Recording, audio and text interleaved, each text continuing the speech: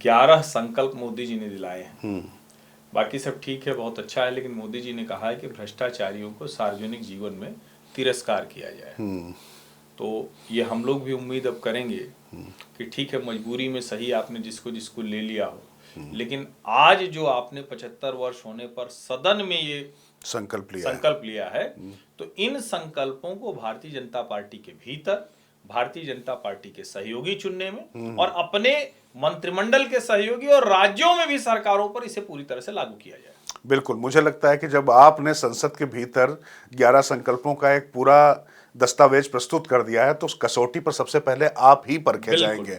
और जो आपने वंशवाद की भी बात की है कि उसको भी खारिज किया जाए, परिवारवाद की भी बात की है, तो मुझे लगता है कि जो पार्टी के अंदर भी परिवारवाद, आपकी परिभाषाएं दे देने से कुछ नहीं हो जाता है, लेकिन उस परिवारवाद को भी देखना पड़ेगा, भ्रष्टाचार को भी देखना पड़ेगा। और मुझे लगता है कि ये अच्छे संकल्प हैं, लेकिन खुदरा मियां फजीयत दूसरों को नसीहत नहीं हो सकता है। बिल्कुल, कुल मिला के सबसे पहले आपको खुद लागू करना और पड़ेगा। नरेंद्र मोदी की ये जो स्ट्रेंथ रही, ये जो 4 बार के मुख्यमंत्री, 3 बार के प्रधानमंत्री वो हो गए, तो उसके पीछे सबसे बड़ी वजह ये कि भ्रष्टाचार, परिवारवाद, उस सब को उन्होंने पूरी तरह से खत्म करने की कोशिश की।